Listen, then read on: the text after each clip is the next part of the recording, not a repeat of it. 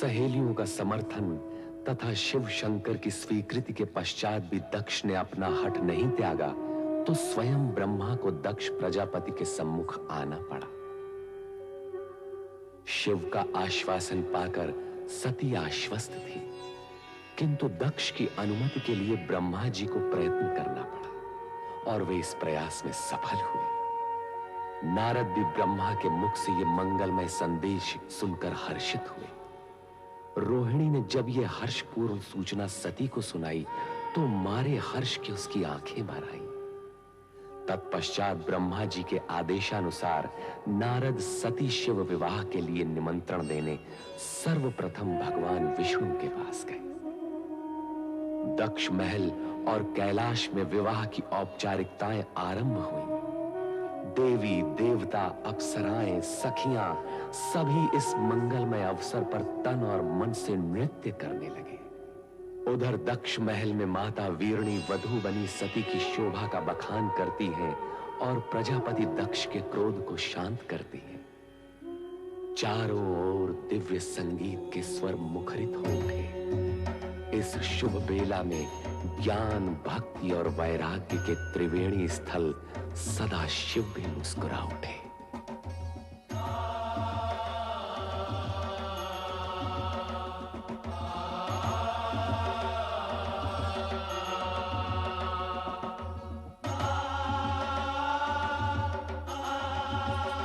नारायण नारायण।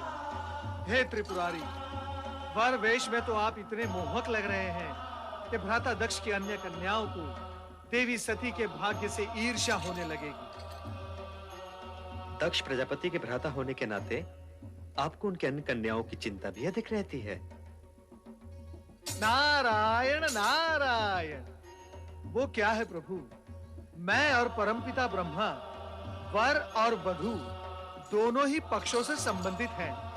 इसीलिए एक पांव यहां और एक पांव वहां। श्रीहरि, यदि कुपित न हो तो एक प्रश्न पूछूं? नारद, भक्तों से कुपित होने का तात्पर्य यह है हमसे हमारे भक्त वत्सल संबोधन का छिन जाना। कहो, क्या कहना चाहते हो? प्रभु, आज महेश्वर भी अपना योगी रूप त्याग कर सांसारिक बनने की दिशा में उन्मुख हैं। श्री हरि, आपको सांसारिक रूप में देखने के लिए देवी महालक्ष्मी को और कितनी प्रतीक्षा करनी होगी? नारद, हर घटना का पता हमसे अधिक ब्रह्मा जी को रहता है। आप इन्हीं से पूछिए। अवश्य प्रभु, अवश्य। परमपिता ब्रह्मा, कृपया ये बताएं, निकट भविष्य में किसका विवाह होगा? कौन वर होगा, कौन वधू? पुत्र नारद, जो हो रहा है उसे देखो और आनंदित रहो। तुम भविष्य की चिंता में उलझकर इस सत्य और सुंदर वर्तमान के सुखद क्षणों को मत गंवाओ। किंतु पिताश्री। पुत्र, भावी घटना के विषय में किसी को बताना विधि के विधान के विरुद्ध है। उचित है पिताश्री। नारद, कदाचित आपको यह ज्ञात नहीं कि किसी के विवाह पर किसी अन्य विवाह की चर्चा करना नीति के विरुद्ध है। श्री हरि, इस अज्ञानी को क्षमा करें। नारायण नारायण। पुत्र नारद, बारात से पहले हमारा दक्ष महल पहुंचना आवश्यक है। जामाता के नाते आज हमें शिव शंकर का स्वागत करने का पुण्य अवसर भी प्राप्त हो। जो आपकी आज्ञा पिताश्री।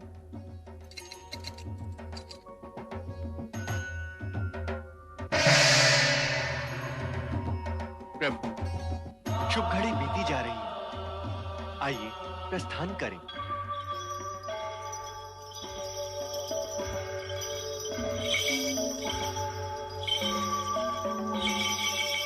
जय शिव शंभू।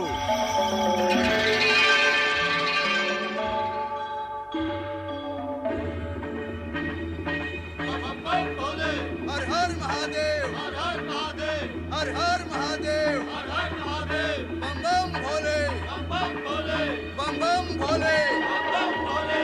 हर हर महादेव, हर हर महादेव, हर हर महादेव, बम बम भोले, बम बम भोले। हर हर महादेव, हर हर महादेव, हर हर महादेव, हर हर महादेव। बधाई हो महाराज दक्ष प्रजापति। पुत्री सती के वधू बनने की आपको बहुत बहुत बधाई हो। आज राजा दक्ष का वो स्वप्न पूरा हुआ है जो किसी कन्या के जन्म के साथ माता पिता के नयनों में जन्म लेता है। महाराज जी ने अपनी कन्या के लिए वर चुना भी तो कैसा, जिसका तीनों लोकों में कोई पर्याय नहीं। अति सुंदर, मनहर, निर्मल, निश्चल, भोले शंकर।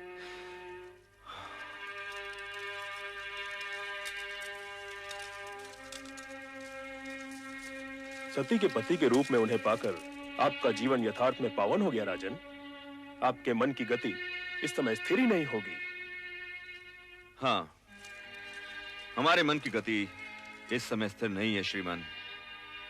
किसी को कुछ भी उसकी अपेक्षा के विपरीत यदि मिल जाए तो उसके मन की गति स्थिर रह भी नहीं सकती। पुत्री को योग्य वर मिल जाए, उसका जीवन मन भावन पति के संग हर्षोल्लास से व्यतीत हो, हर माता पिता की यही कामना होती है राजन। नारायण नारायण। प्रणाम पिताश्री। कल्याण हो। प्रणाम भ्राता दक्ष। प्रणाम। नारद जी, हम तो समझे थे कि आप वर की ओर से विवाह में सम्मिलित होंगे। नारायण नारायण। भ्राता दक्ष, मैं पिता की आज्ञाकारी संतान हूँ। जब पिताश्री शिव जी के साथी होने के नाते वर यात्रा की निकासी में गए तो मैं इनके पीछे पीछे चला गया, और अब आपके पिताश्री होने के नाते बारात के स्वागत हेतु जब यहाँ पधारे तो मैं इनके साथ यहाँ चला आया। परंतु जिस समय बारात यहाँ होगी उस समय किस ओर रहोगे नारद जी? नारायण नारायण। पिताश्री पिताश्री, बारात आ गई है। पधारिए पधारिए भ्राताश्री, पधारिए।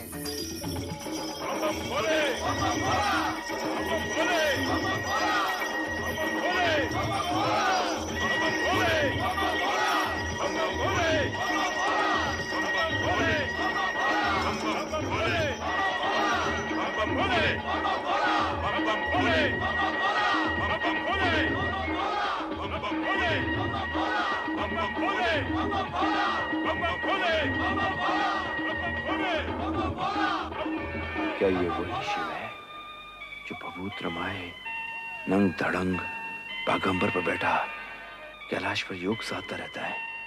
अरे तो किसी राजकुमार जैसा प्रतीत हो रहा है। ये सब कैसे हो गया? अवगढ़ शिव और राजकुमार। नारायण नारायण। भ्राताश्री किस सोच में पड़ गए? अभी तो आपने प्रभु का वो रूप देखा ही नहीं जिसके दर्शन पाकर आप धन्य हो जाओगे। नारायण नारायण।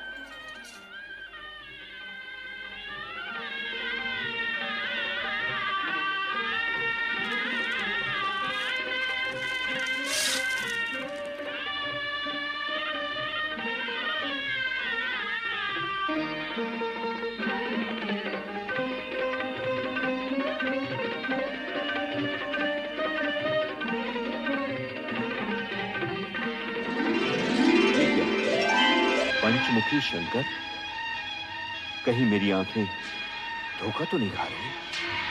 मैं स्वप्न तो नहीं देख रहा? नहीं। भ्राता दक्ष, आपका मुख श्वेत गणों से भर उठा है। आप भयभीत से लग रहे हैं। नारद, अति सुंदर है?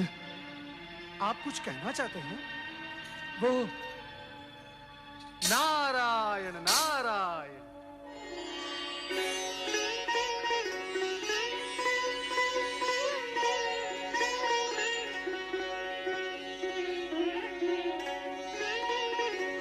नारद हो।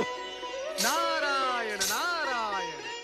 शिव लीला के चमत्कारों से भयभीत होने की कोई आवश्यकता नहीं भ्राता दक्ष। आपके जमाता शिव ही नहीं, सत्य और सुंदर भी है, और इसी सगुण रूप में वो दर्शन देते रहेंगे।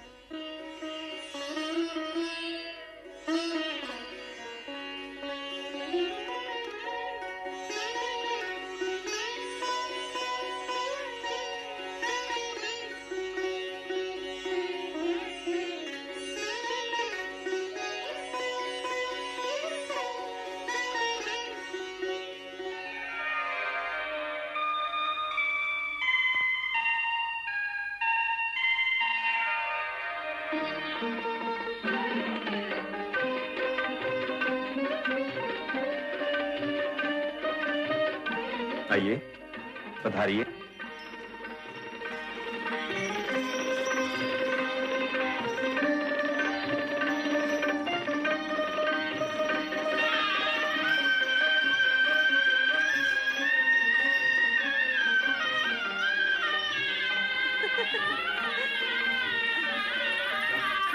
सती सती सती बारात आ गई है। हाँ, बारात आ गई है।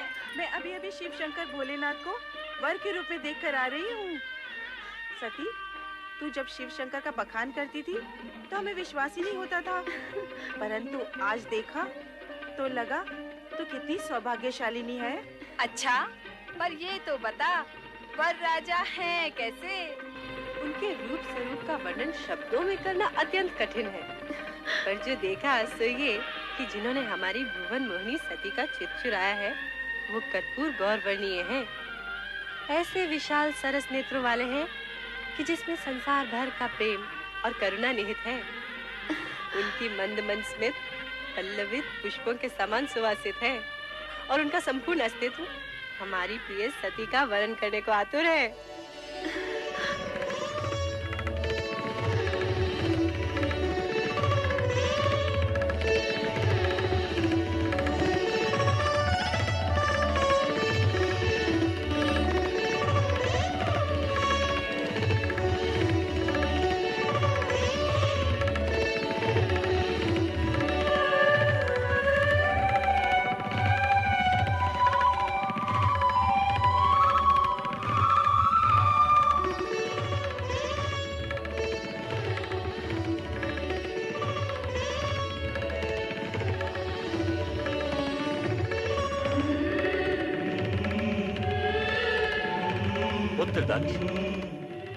सौभाग्य आकांक्षिणी सती को विवाह मंडप में बुलवाइए। जो आज्ञा पिताश्री। महारानी।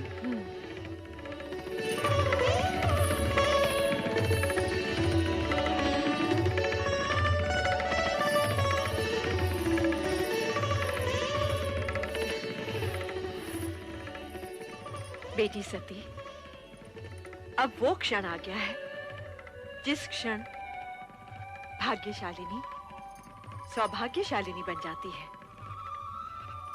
आओ बेटी।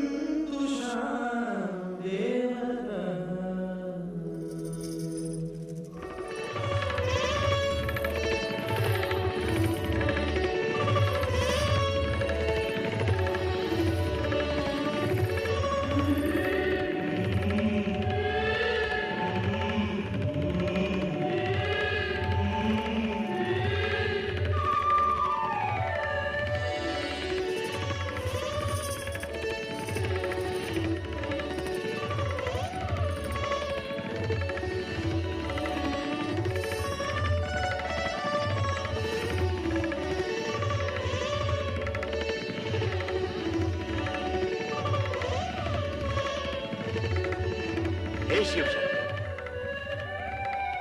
अब अपने शुभ हाथों से ये सौभाग्य सिंदूर सती की मांग में भरकर इसे सौभाग्यवती बनने का दिव्य रूप भी दे दीजिए।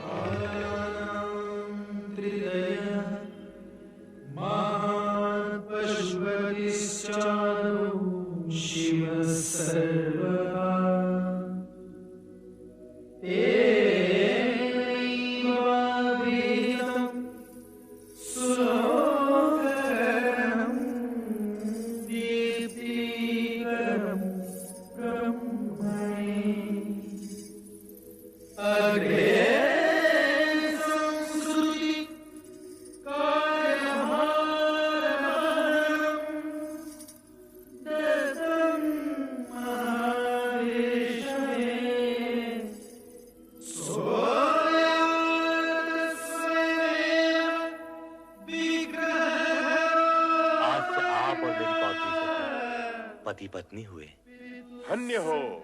धन्य हो शिव सती का ये मिलन मंगलमय हो। बोलो शिव सती की जय।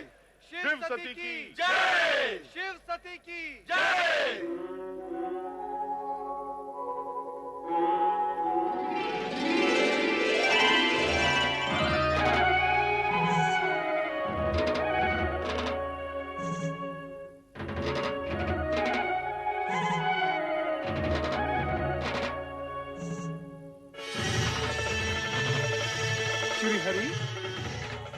श्रीहरि, यूं टकटकी बांधे क्या देख रहे हो प्रभु?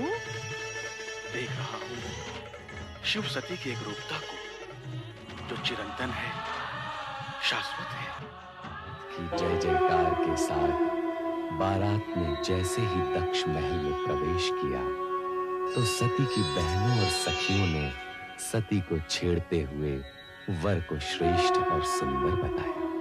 पर सदाशिव का पंचमुखी रूप देखकर चिंतित हुए दक्ष को दोबारा देवर्षि नारद मिल पाया।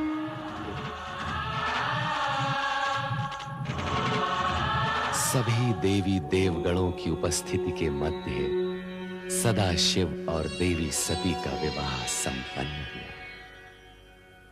तत्पश्चात देवगणों ने जगत के कल्याण तथा स्वयं की स्थिति को सुदृढ़ करने का निश्चय करते हुए अपने अपने लोक की ओर प्रस्थान करने का विचार किया। विदाई की सारी तैयारियां हो चुकी हैं पिताश्री, यदि आप कहें तो। नारायण नारायण।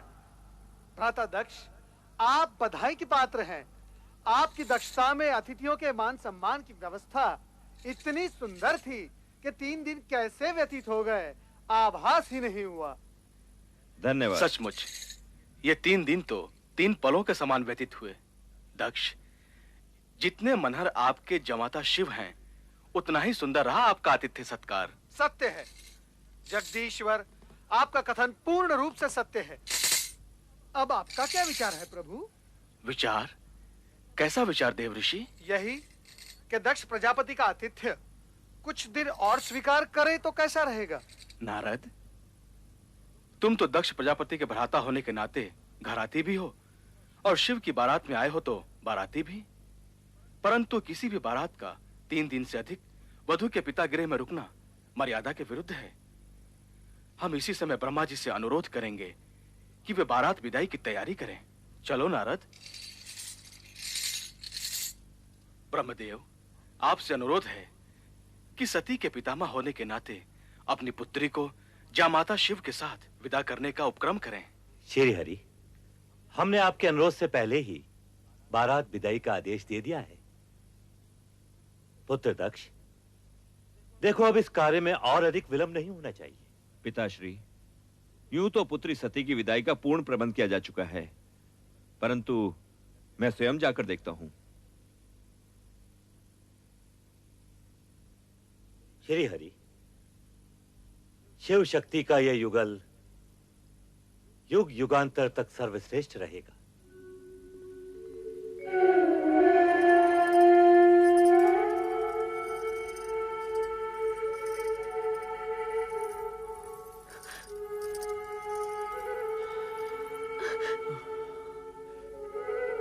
पुत्री सती,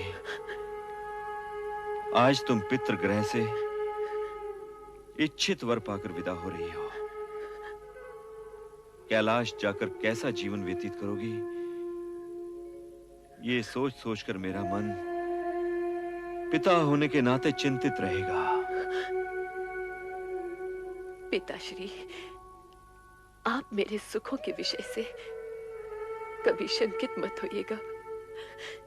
पति के साथ रहते हुए आपको दिखाई देने वाले कष्ट मेरे लिए सुखकारी होंगे।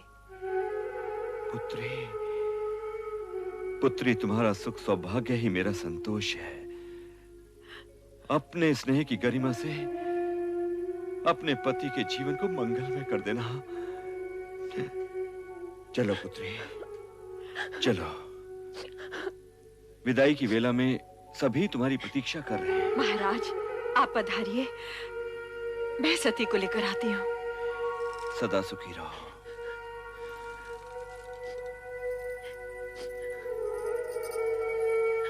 बहन, तुम्हारी मनोकामना पूर्ण हुई, इसका हमें हर्ष है, किंतु तुम्हारे वियोग का दुख भी है। कैलाश जाके हमें भूल न जाना। रोहिणी, रोहिणी, तुम तो सभी सदा मेरे मन में रहोगी। तेरे बिना ये प्रांगण बहुत सूना सूना लगेगा सती।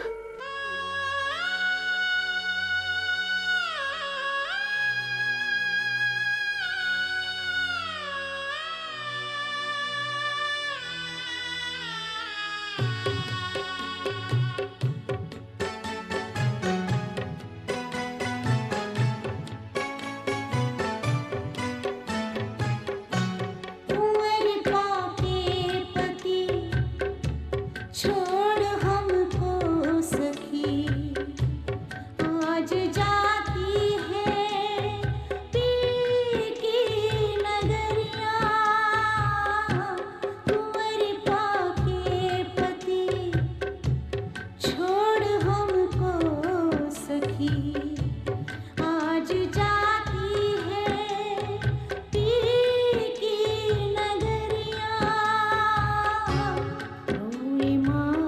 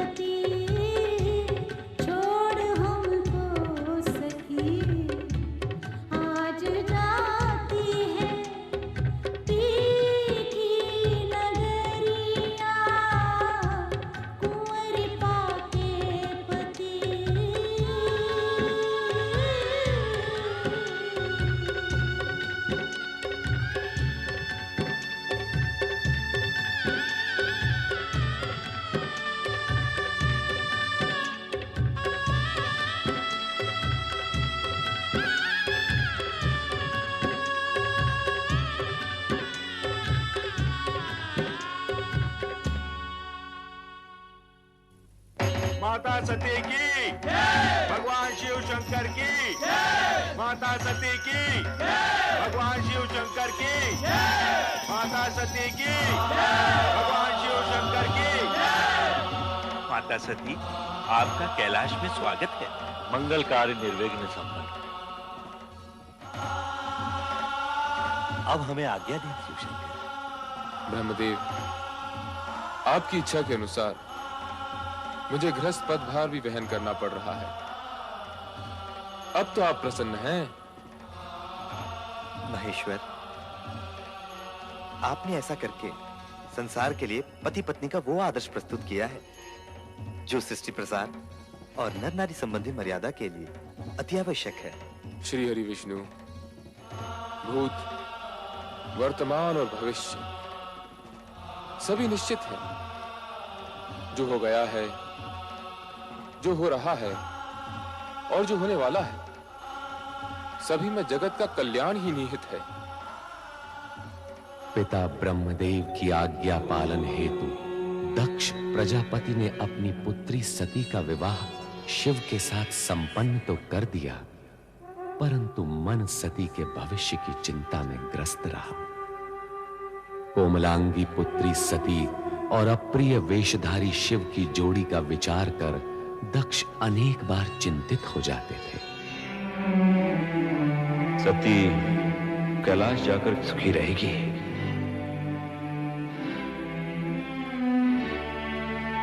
कदापि नहीं।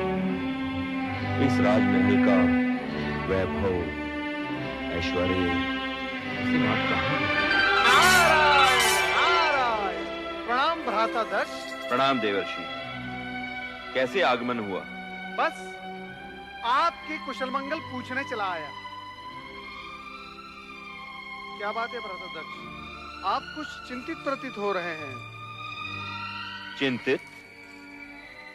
देवर्षि, चिंता का तो कोई कारण ही नहीं है। भ्राता दक्ष, एक पिता जो अपनी इच्छा के विरुद्ध अपनी पुत्री का हाथ किसी को सौंप देता है, उसका चिंतित होना स्वाभाविक ही है। परंतु आप निश्चिंत रहें। आपकी पुत्री सती के विवाह उपरांत हिमालय पहुंचने के बाद वहां पर चारों ओर आनंद आनंद व्याप्त हो गया। क्या बात है, आपको मेरे कथन पर विश्वास नहीं है? नहीं नहीं देवर्षि, आपकी बात पर अविश्वास का तो प्रश्न ही नहीं उठता। तो फिर आपके मुख पर ये विषाद की रेखाएं क्यों हैं? देवर्षि, यदि मैं ये मान भी लूं कि आपका कथन सत्य है, तो मैं ये सोच रहा हूं कि ये आनंद कितनी देर तक टिक पाएगा। नारायण नारायण, मैं आपका अभिप्राय समझा नहीं। देवर्षि, विवाह के बाद कुछ दिनों तक सती अपने उस औघड़ भभूतधारी पति के साथ आनंद मनाएगी, परंतु जब कैलाश में गिरते हुए हिमकणों के थपेड़े सहेगी, तो उसे हमारे इस राजमहल में बिताए हुए सुख का स्मरण होगा, और तब वो पछताएगी। यही कहना चाहते हैं ना भ्राताश्री? ये आपका भ्रम है, ऐसा हो ही नहीं सकता, असंभव है ये। सती तो शिव की जन्म जन्म से जीवन संगीनी है। शिव के होते हुए सती को पश्चाताप हो ही नहीं सकता। उसके जीवन में दिन प्रतिदिन सुख की वृद्धि होगी। शिव सती का साथ ही आनंद की सृष्टि करता है। नारायण नारायण, क्या मुझसे कोई अपराध हुआ है भ्राताश्री, जो आप मुझे रुष्ट होकर देख रहे हैं? कहीं शिव ने लिखा पढ़ाकर तो नहीं तुझे मेरे पास भेजा है? नारायण नारायण, शिव के प्रति ऐसी अपमानजनक भाषा मैं सुन नहीं सकता भ्राताश्री। मैं स्वयं अपनी इच्छा से यहाँ आया हूँ आपको वो शुभ संदेश सुनाने। अब मैं जा रहा हूँ। नारायण ना। इतनी सी बात का इतना बुरा मान गए देवर्षि?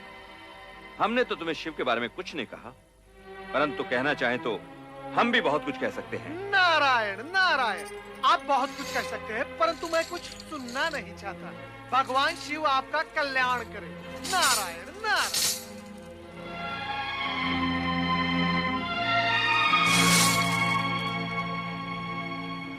कठोर और अहंकारी दक्ष भी दुखी हो गए। कैलाश पहुंचने पर शिवगण प्रसन्न होकर शिव सती की जय जयकार करते हैं, और उधर दक्ष महल में पुत्री के लिए चिंतित प्रजापति दक्ष को नारद जी सती की कुशलता और प्रसन्नता का समाचार देते हैं। दक्ष प्रतिवाद करते हैं और शिव के प्रति अपशब्द बोलते हैं, पर नारद को शिव विरोधी शब्द सुनना स्वीकार नहीं। नारद उनके कक्ष से बाहर प्रस्थान करते हैं। नारायण नारायण नारायण। प्रणाम देवर जी। प्रणाम भावजविरनी, प्रणाम। मुझसे क्या अपराध हुआ देवर जी, जो आप मुझसे मिले बिना ही लौट रहे थे? नारायण नारायण। दक्ष प्रजापति के वार्तालाप में इतना उलझ गया कि मुझे आपका ध्यान ही नहीं रहा। मुझे क्षमा करना भावज। देवर जी, मुझे भी वो सब बताइए जो आपने अपने भ्राताश्री से कहा। अर्थात आपने हमारी कुछ कुछ बातें सुन ली हैं। कुछ कुछ सुन ली है, परंतु ये बताइए कौन सा शुभ संदेश लेकर आप उन्हें बताने आए थे?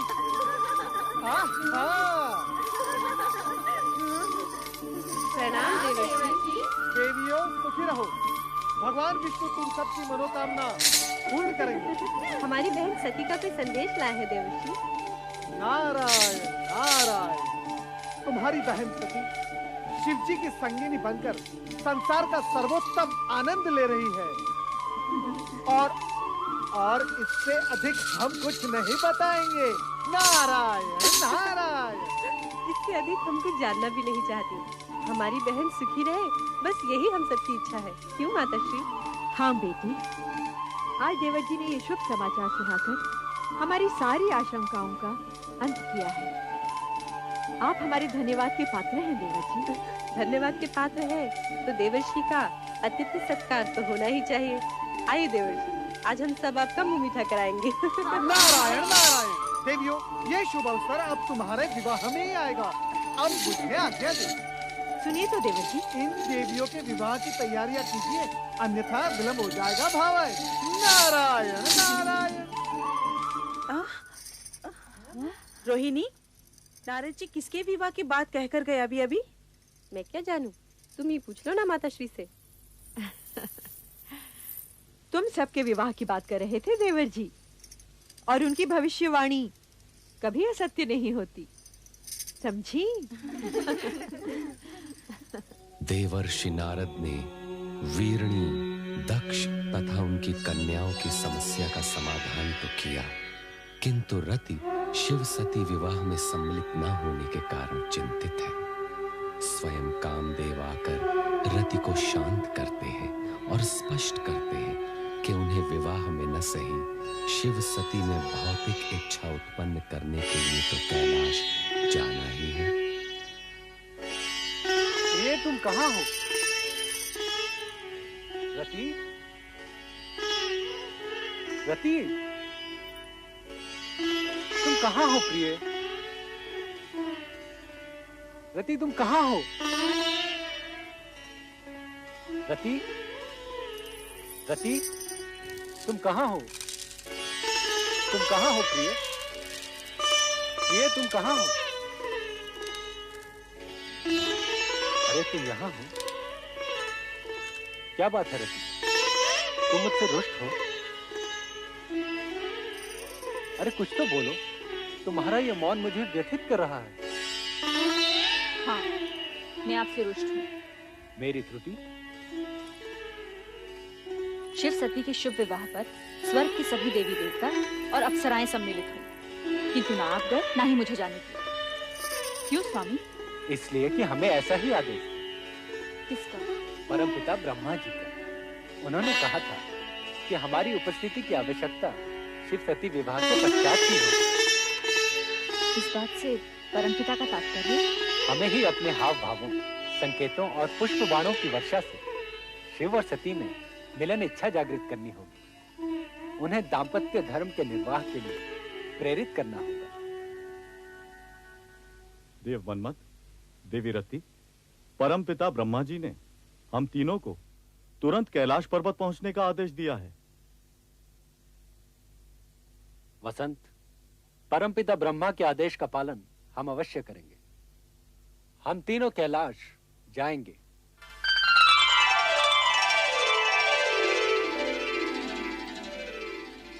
प्रिय, राजमहल का सुख भोगने वाली सती को कैलाश आकर प्रसन्नता हुई या नहीं? स्वामी, आपके चरणों में जो स्थान मिल गया है, इससे अधिक प्रसन्नता और क्या होगी?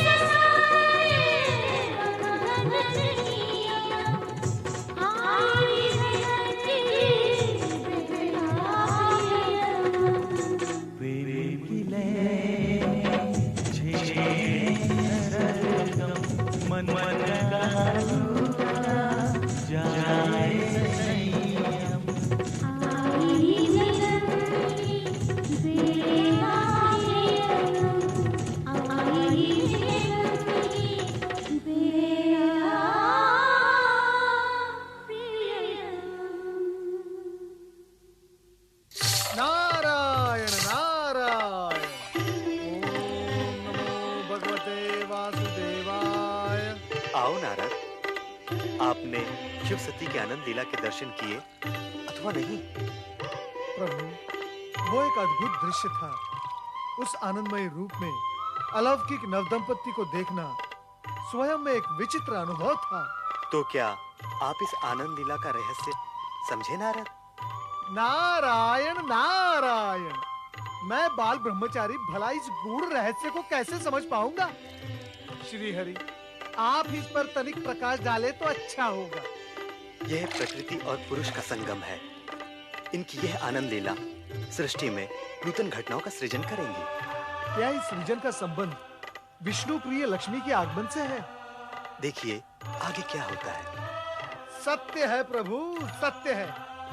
भविष्य की बात तो भोलेनाथ ही जाने, परंतु श्रीहरि, आपके मन की बात कुछ मैं समझ गया हूँ, परंतु शिव सती की लीला का रहस्य समझना निस्संदेह कठिन है। नारायण नारायण।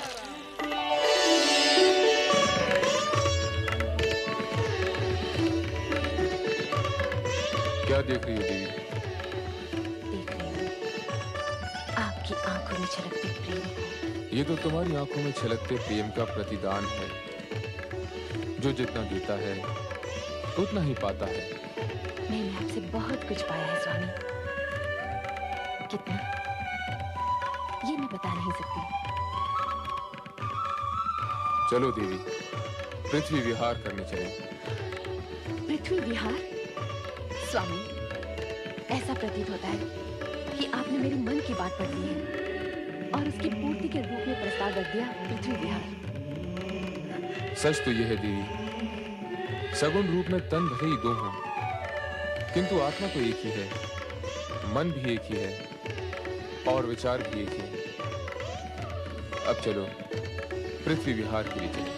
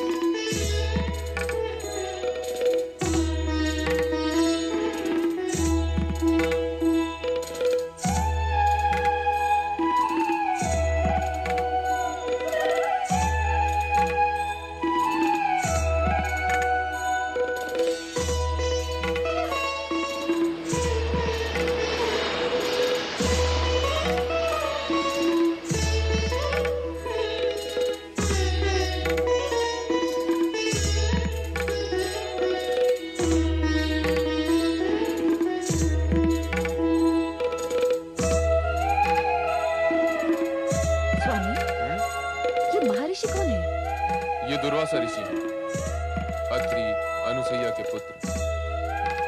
इनका भीषण क्रोध जगत प्रसिद्ध है। इनके क्रोध का परिणाम? जिसके प्रति इनका क्रोध जागृत हो जाए वो घोर संकट में पड़ जाता है। किंतु ऋषि तो वही होता है जिसने काम, क्रोध, मोह को जीत लिया हो। और ऋषि दुर्वासा का क्रोध तो... तुम चुपचाप देखती जाओ, इनके कृत्य से तुम्हें इनका सही परिचय मिल जाएगा। वो देखो देवी, उस ओर से जो स्त्री आ रही हैं, वो विद्याधरी चित्रांगदा हैं। अब तनिक देखो क्या होता है।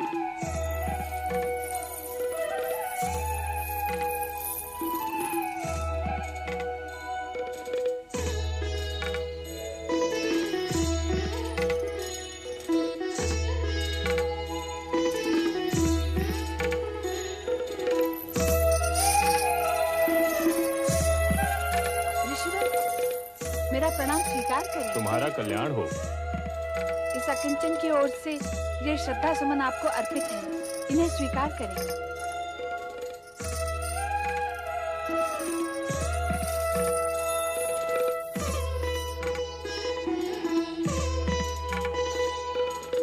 मैं ऋषि वैरागी, उस विद्याधरी से पुष्पमाला लेना और उसका प्रयोग करना मुझे शोभा नहीं देता। अब मैं इस पुष्पमाला का क्या करूं? अन्य लोक में चले गए और कामदेव रति एवं वसंत के साथ शिवलोक में शिव सती के मन में कामेच्छा जागृत करने के लिए उपस्थित हुए। उधर पृथ्वी पर विहार करते हुए शिव सती देखते हैं कि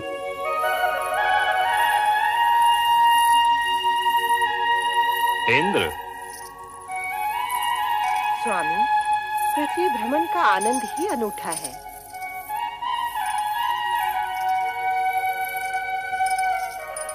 ये कथन, अरे महर्षि दुर्वासा, प्रणाम ऋषिवर। मंगल हो देवराज इंद्र। देवी शची, मैं तुम्हें एक भेंट देने का इच्छुक हूं, स्वीकार करोगे? ऋषिवर, आपकी दी हुई भेंट हम कैसे अस्वीकार कर सकते हैं?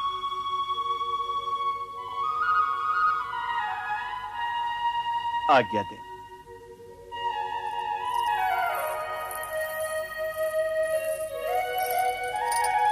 ये लीजिए देवी।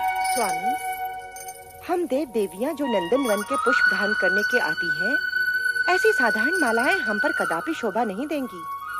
आपको ऋषि दुर्वासा की दी ये भेंट स्वीकार करनी ही नहीं थी। आप ठीक कहती हैं देवी।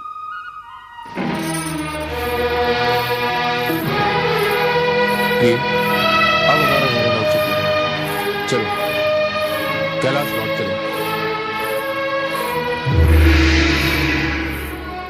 शची, देवराज इंद्र, प्रेम से भेंट की हुई मेरी माला का तुमने घोर अपमान किया है। अब तुम्हें इसका परिणाम सहन करना ही होगा।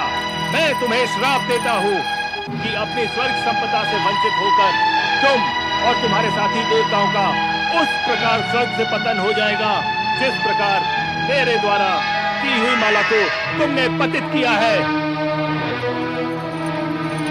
स्वामी, शीघ्र ही हमारा स्वर्ग जाना आवश्यक है। अहंकार वश ही सही, पर दुर्वासा द्वारा भेंट माला को फेंककर इंद्र और इंद्राणी ने जो अपराध किया, उसके परिणाम स्वरूप दोनों के आनंदपूर्ण भविष्य में अंधकार की कालिमा प्रवेश कर गई और स्वर्ग का संपूर्ण वातावरण हर्षोल्लास से वंचित हो गया। प्रणाम देवेंद्र। प्रणाम देवेंद्र। प्रणाम देवेंद्र। प्रणाम इंद्रदेव।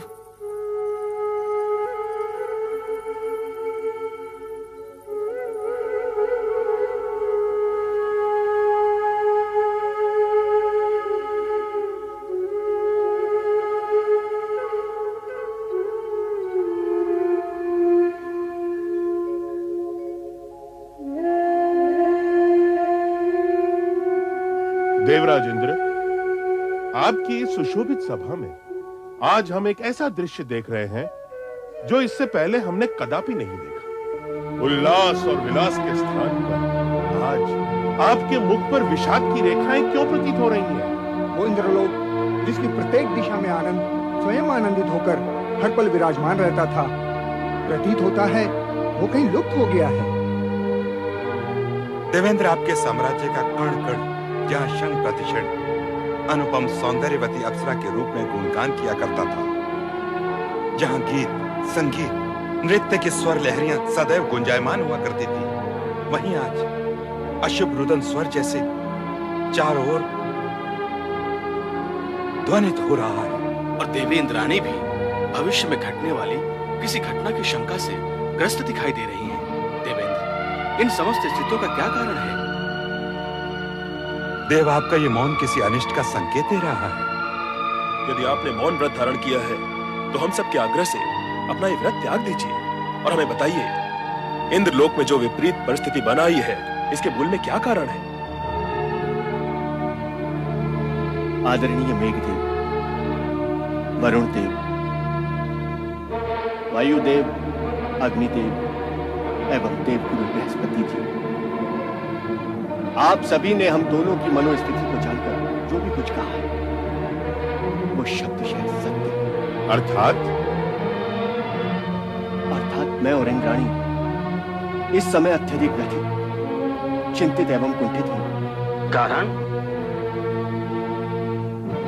कारण यह है कि अब स्वर्ग पर हमारा अधिकार नहीं रहेगा। ये आप कैसे अशुभ वचन बोल रहे हैं देवेंद्र? देवगुरु, मैंने जो कुछ भी कहा है उसमें लेश मात्र भी असत्य नहीं है। महर्षि दुर्वासा के श्राप से यह दुर्घटना किसी भी क्षण घटित हो सकती है। महर्षि दुर्वासा के श्राप से? और हम इंद्राणी के कहने में आकर भूलवश दुर्वासा ऋषि द्वारा भेंट की गई माला का अनादर कर बैठे और उसी से कुपित होकर उन्होंने हमें यह श्राप दिया है कि दानवों का बल देवताओं की अपेक्षा दोगुना हो जाएगा और हम अपने समस्त देवगणों के साथ इस स्वर्गलोक से सदा सर्वदा के लिए वंचित हो जाएंगे। देव, आपने ये कैसा अनर्थ कर डाला? महर्षि दुर्वासा का श्राप कभी मिथ्या नहीं हो सकता। वो अपना प्रभाव अवश्य लाएगा। उनके श्राप से मुक्ति निवारण का कोई उपाय नहीं, कोई उपाय नहीं। अब स्वर्गलोक अवश्य नष्ट भ्रष्ट हो जाएगा देवराज इंद्र। हम सभी को इस स्वर्ग संपदा से सदैव के लिए वंचित होना पड़ेगा।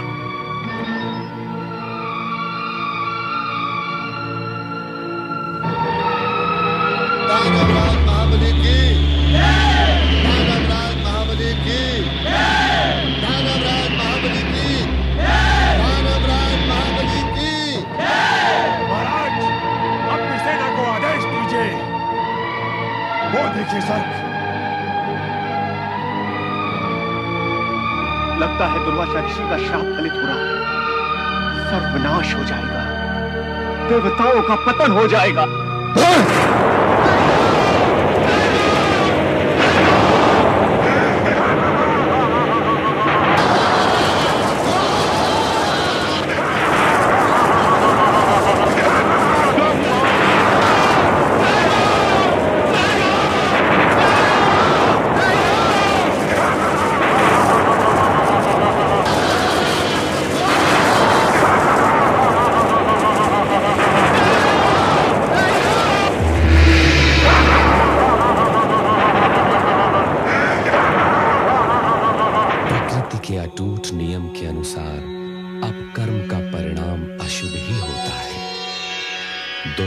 ऋषि के श्राप के फल स्वरूप स्वर्ग पर असुरों के अधिकार के पश्चात इंद्रादि को स्वर्ग त्यागना पड़ा।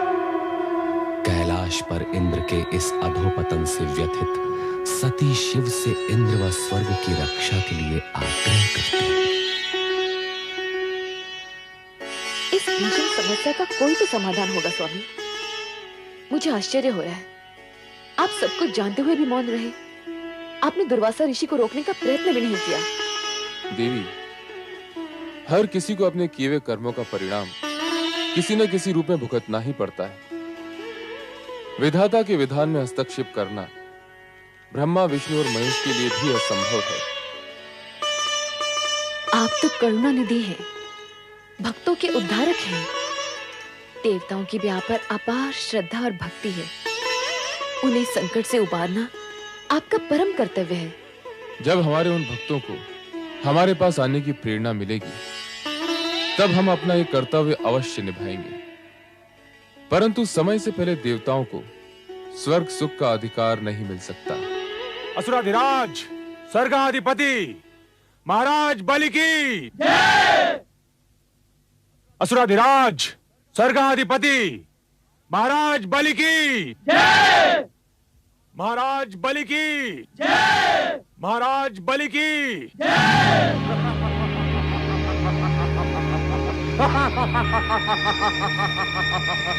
आज हम अति प्रसन्न हुए। देवता यहाँ से पलायन कर गए। उनकी पराजय विजय श्री का रूप धारण करके हमारे चरणों में नतमस्तक है। अब यह सिंहासन हमारा है। अब स्वर्गलोक पर असुरों का राज है। सेनापति राहु, स्वर्गाधिपति दानवराज महाराज बलि को राहु का वंदन स्वीकार हो। सेनापति राहु, तीनों लोकों में यह घोषणा करवा दो कि अब स्वर्गलोक पर देवताओं का नहीं, हम दानवों का अधिकार है। इंद्र और समस्त देवता वीरू कही के भाग गए। बहुत वीर समझते थे, परंतु बलि के बाहुबल के समक्ष निर्बल होकर रह गए। हमने असंभव को संभव कर दिखाया है। देवराज इंद्र को स्वर्ग के सिंहासन से उखाड़ कर फेंक दिया है। उनके राज्य, वैभव और शासन पर हमारा अधिकार सदैव बना रहेगा। अब देवता यहाँ कदापि प्रवेश नहीं कर पाएंगे, कदापि प्रवेश नहीं कर पाएंगे। अब स्वर्गलोक पर हमारा अधिकार है।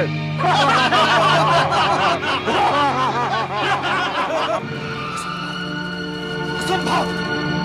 स्वर्ग से हमें अपदस्थ करना असंभव है। स्वर्ग हमारा है, इस स्वर्ग पर हमारा जन्म सिद्ध अधिकार है। असुरों की प्रकृति निरंकुश है, उन्हें नियमों में बांधना कठिन है, वो बलशाली भी है। उनकी आसुरी शक्तियों से जीतना हम देवताओं के लिए असंभव है। ऐसी बातें करके आप हमारे मनोबल को ना गिराइए वरुण देव। हम ब्रह्मदेव की शरण में इसीलिए आए हैं कि वो हमारा मार्गदर्शन करे और इस संकटकालीन स्थिति से हमें उबारे। पता नहीं देव ऋषि महाराज इस समय कहाँ होंगे। अपनी वाक्पटुता से किसी को प्रभावित करने की कला जो उनके पास है, वो हम में से किसी के पास भी नहीं है। नारायण नारायण।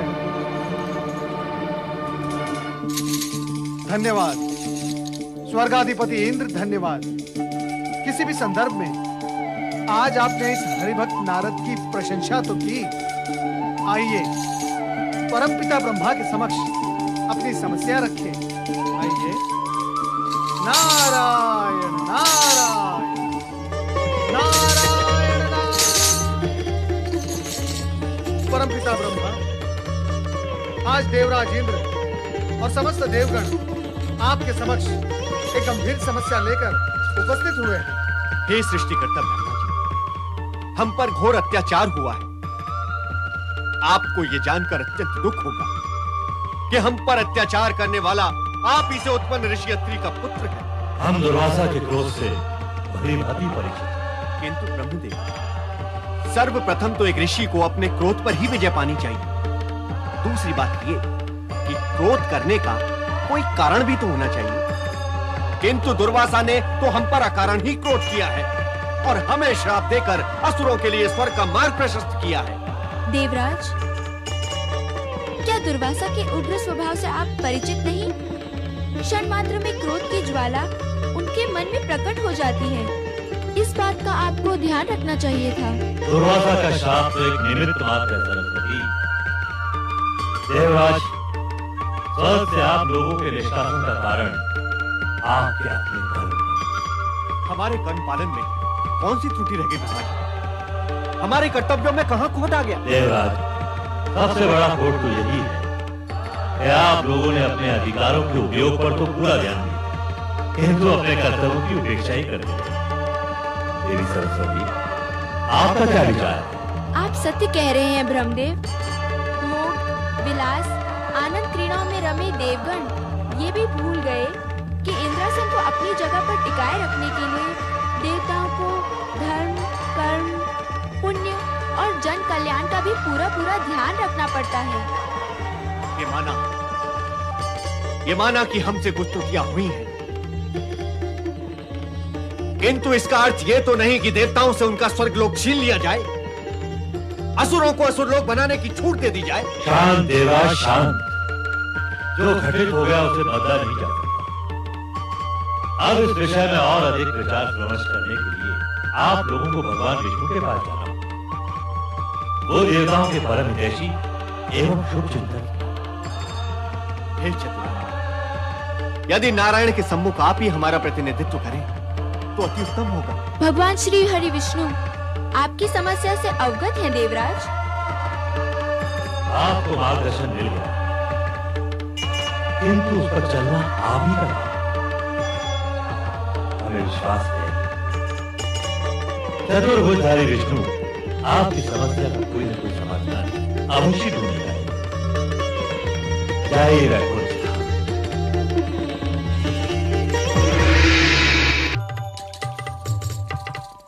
ओम नमो भगवते वासुदेवाय।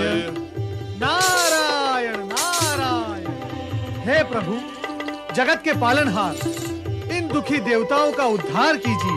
हे तारनहार, आज तो अनर्थ ही हो गया। दुर्वासा ऋषि के श्राप के प्रभाव से देवताओं का स्वर्ग से निष्कासन और असुरों का शासन हो गया है, यही कहना है ना आपको? किंतु आपको, हम आपकी व्यथा से परिचित हैं। दुर्वासा का शाप एक ऐसी घटना चक्र का प्रवर्तन कर चुका है जिसे रोकना किसी के भी वश में नहीं। किंतु ब्रह्मा जी ने तो मार्गदर्शन दिया था कि पालनहार परमात्मा श्री हरि विष्णु ही देवताओं की सहायता कर सकते हैं। हे श्री हरि, आपने समय समय पर हर मनवंतर में देवताओं को संकट से बचाकर उनका उद्धार किया। हम तो बड़ी आशा लेकर आपके पास आए हैं प्रभु। देवगुरु बृहस्पति जी, यह सत्य है कि हम देवताओं के शुभ चिंतक हैं, किंतु प्रभु, आप त्रिदेवों में सृष्टि के पालनहार हैं। आप ये भली भांति जानते हैं कि सृष्टि के आरंभ से ही स्वर्ग पर देवताओं का अधिकार रहा है। असुरों ने तो अन्याय पूर्वक स्वर्ग में अनाधिकार प्रवेश किया है। उन्हें वहां से हटाकर देवताओं को न्याय दिलाना आप ही के वश में है श्री हरि, आप ही के वश में है। नहीं नहीं, यदि इस समस्या का कोई समाधान है तो वो देवाधिदेव शिव शंकर के ही पास हो सकता है। आप अपनी समस्या उन्हीं के समक्ष रखिए। धन्य है प्रभुओं की लीला। अब आपकी समस्या के समाधान के लिए देवगणों, आपको कैलाश की ओर प्रस्थान करना होगा। पधारिए। नारायण नारायण।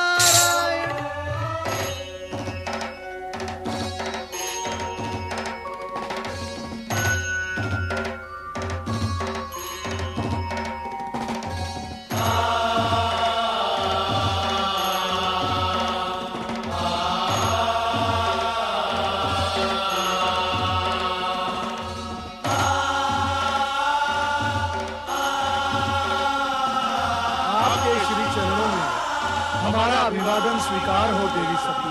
पधारिए। कैलाश धाम में आप सभी का स्वागत है। देवराज और देवगणों के साथ जो अन्याय हुआ है उसका मुझे अत्यधिक दुख है। इस विषय में मेरे स्वामी से भी चर्चा हुई थी।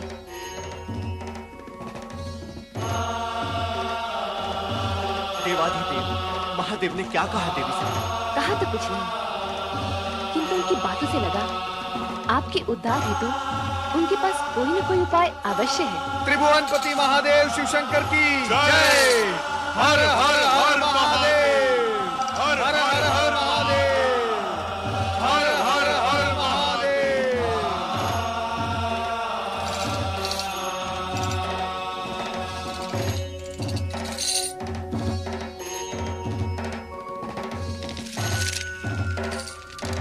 चराचरपति महादेव, इन देवताओं पर वज्रपात सा हुआ है।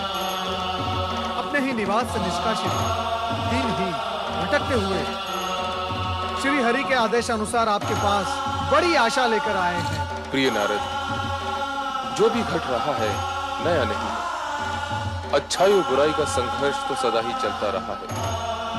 कभी अच्छाई का पलड़ा भारी तो कभी बुराई का। किंतु सदाशिव, हमने किसी का क्या बुरा किया था कि क्रोध में ऋषि दुर्वासा ने इतना बड़ा श्राप दे दिया? हम देवों के साथ इतना बड़ा अन्याय? जो अन्याय आपके साथ हुआ है वो कभी असुरों के साथ भी हुआ था। अतः अब जो न्याय होगा वो सुरों असुरों के समान अधिकारों को ध्यान में रखकर ही होगा। आपको मेरी इस बात से आघात अवश्य लगा होगा, किंतु ये सत्य है कि इस समस्या का समाधान सुरों असुरों को मिलकर ही निकालना होगा।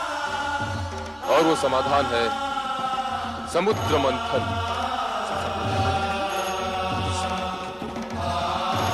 भयभीत होने की आवश्यकता नहीं। समुद्र मंथन के बाद कई ऐसी घटनाओं का जन्म होगा जो देवताओं के हित में होंगी। समुद्र से निकलने वाले रत्नों का विभाजन सुरों असुरों की योग्यता के अनुसार ही होगा। क्यों देवराजन, आपको कोई संशय है? नहीं देवाधिदेव, किंतु असुरों का सेनापति राहु हठी स्वभाव का है।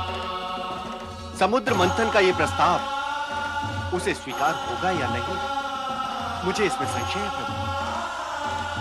राहु को सहमत करने का दायित्व हम देव ऋषि नारद को सौंपते हैं। क्यों नारद? मैं अवश्य प्रयास करूंगा महादेव कि असुर सेनापति राहु समुद्र मंथन के प्रस्ताव को मान ले। स्वरूप दानवराज बलि इंद्रासन पर आ बैठा। व्याकुल मन लेकर इंद्रादि देवता ब्रह्मा जी के पास आते हैं। ब्रह्मा जी विष्णु भगवान के पास जाने के लिए कहते हैं। सभी देवगण श्री हरि विष्णु के पास आते हैं। श्री विष्णु समाधान के लिए उन्हें देवाधिदेव शिव शंकर के पास भेजते हैं। शिव जी से निवेदन करने पर वे समुद्र मंथन ही एकमात्र समाधान बताते हैं। शिव जी की आज्ञा अनुसार नारद राहु को समुद्र मंथन के लिए तैयार करने हेतु प्रस्थान करते हैं। दुष्ट देवताओं का कोई भी प्रस्ताव हमें स्वीकार नहीं। समुद्र मंथन का मत भी हमें स्वीकार नहीं। लगता है इसमें भी देवताओं का कोई नवीन षड्यंत्र है। नारायण नारायण, इतने शक्तिशाली होने पर भी देवताओं से भयभीत हो रहे हो? कदापि नहीं।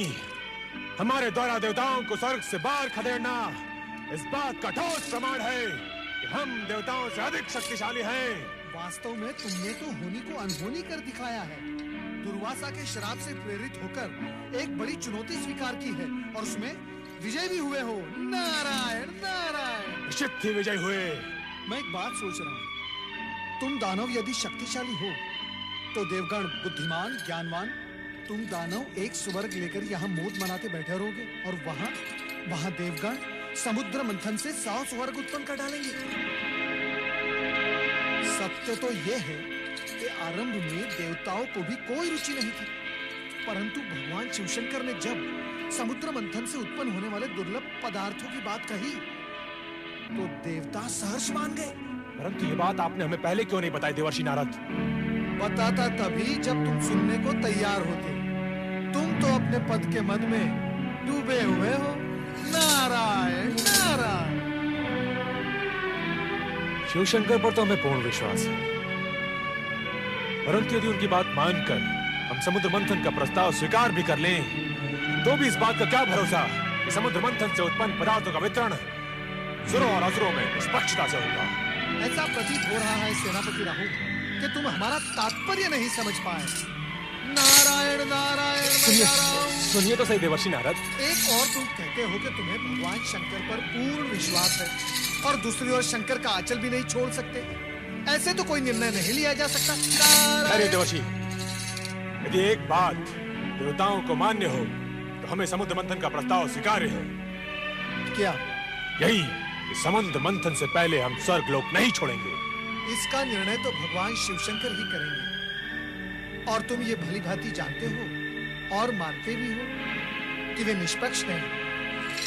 अब क्या कहें इसे, दानवों का दुर्भाग्य या देवों का भाग्य कि समुद्र मंथन से उत्पन्न होने वाले दुर्लभ पदार्थ मात्र देवों को ही प्राप्त होने की परिस्थितियां निर्मित हो रही हैं। धन्य हो प्रभु, धन्य हो। दानव अपने दुर्भाग्य का द्वार स्वयं खटखटाने जा रहे हैं। नारायण। देवर्षि नारद, मैं इस विषय पर एक बार शिवशंकर से बात करना चाहता हूँ। शुभस्य शीघ्रम। देवादिदेव महादेव और सेनापति राहु एक दूसरे से भली भांति परिचित हैं। चलो चले कैलाश। ओम नमः शिवाय। कैलाश। जाइए असुर सेनापति राहु।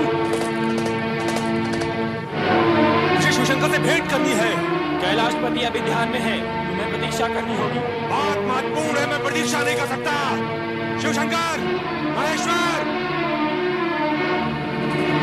मेरा बात मत रुको, नहीं तो अनिष्ट हो जाएगा।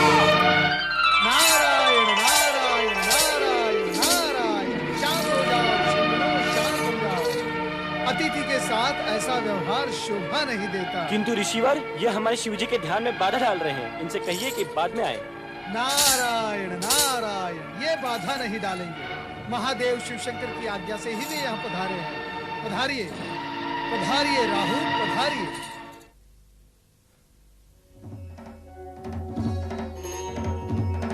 नारायण नारायण। हे शिवशंकर, कैलाशपति, क्षमा करें प्रभु। सेनापति राहुल, आपसे भेंट है तो यहाँ पधारे हैं। आपके गणों ने उन्हें रोकने का प्रयास किया, किंतु आओ राहुल। राम शिवशंकर, हम जानते हैं तुम यहाँ अपने संदेह निवारण के लिए आए हो, और तुम्हारा संदेह ये है कि समुद्र मंथन के पश्चात तुम असुरों से कहीं स्वर्ग न छिन जाए। कहो ये सत्य है? सत्य है शिवशंकर। तो सुनो, तुम्हारी शंका निर्मूल है। इसकी संभावना मात्र उसी स्थिति में पैदा हो सकती है यदि तुम्हारे किसी अन्यायपूर्ण और अनैतिक कार्यों के कारण देवताओं का पल्ला भारी हो जाए। और तुम्हारी दूसरी शंका यह है कि समुद्र से निकलने वाले रत्नादि का विभाजन कैसे होगा। रत्नों का बंटवारा योग्यता के अनुरूप ही होगा। अयोग्य रत्न पाकर कोई भी पक्ष स्वयं ही नष्ट हो जाएगा। कोई और शंका? नहीं, परंतु इतना महान अनुष्ठान संपन्न कैसे होगा? समुद्र मंथन कोई बाल क्रीड़ा तो नहीं। चिंताएं करना न सुनो का काम है, न सुन का। समुद्र मंथन के कार्य संबंधित निर्णय हमने ले लिया और संबंधित व्यक्तियों को आदेश भी दे दिए हैं। क्षीर सागरवासी विष्णु मंथन क्रिया के लिए मेरु पर्वत का आधार बने और वासुकी नाग रज्जु का कार्य करेगा। तुम जाकर दानवों को प्रेरित करो और शीघ्र ही समुद्र मंथन का कार्य प्रारंभ कराओ। जाओ। नारायण नारायण। शिवाज्ञा को शिरोधार्य कर दानवराज बलि से मंत्रणा करने के पश्चात शंकाशील सेनापति राहु शंका से उभरे और समुद्र मंथन के लिए तत्पर हुए। इसी प्रकार देवगण भी समुद्र तट पर आ पहुंचे, जहां मेरु पर्वत मथनी और वासुकी नाग रज्जू के रूप में उपस्थित थे।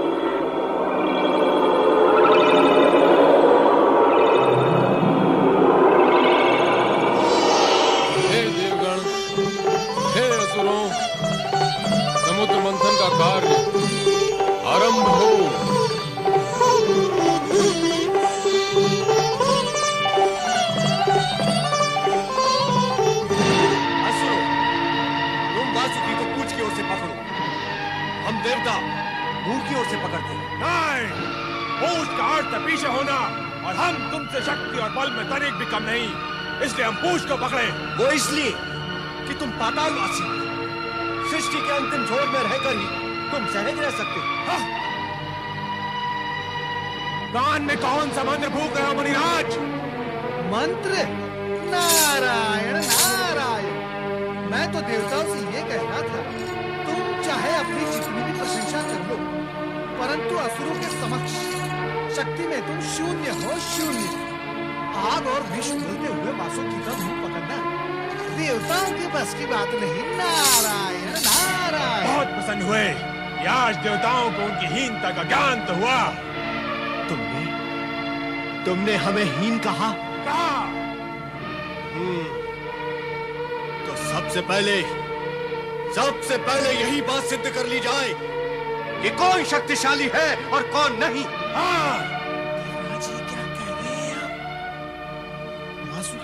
से निकलने वाले विष से बचने के लिए मैंने ये सब सुहाग रचा था, और आप शत्रुता पर उतर आए।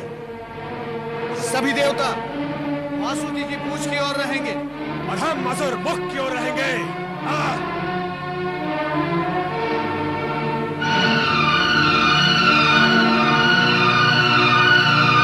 भगवान शिव शंकर की कृपा से समुद्र मंथन की आज्ञा पूर्व ही मिल गई है। शुभ कार्य में विलंब नहीं होना चाहिए, वो उचित नहीं। बोलिए भगवान शिव शंकर की जय। भगवान शिव शंकर की जय।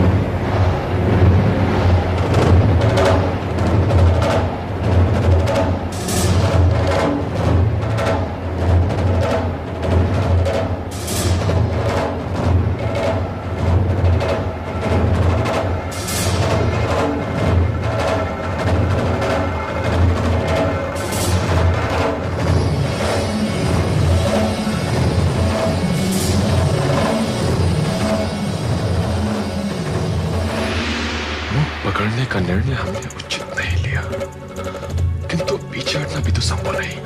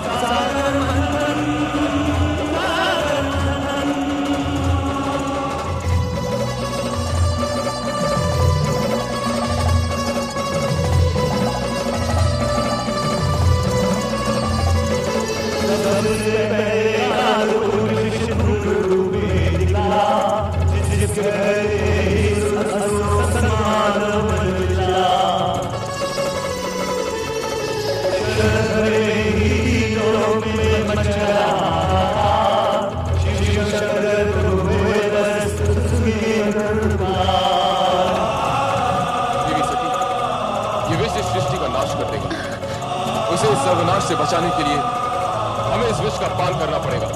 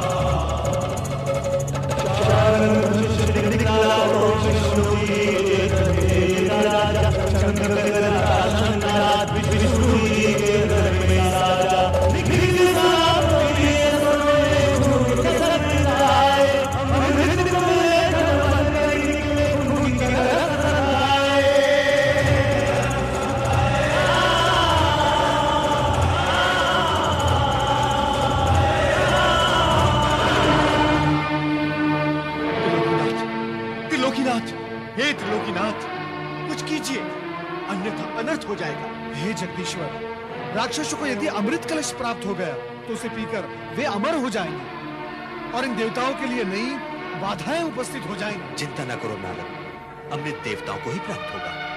देवगणों से कहो कि वे पंक्ति में बैठ जाएं।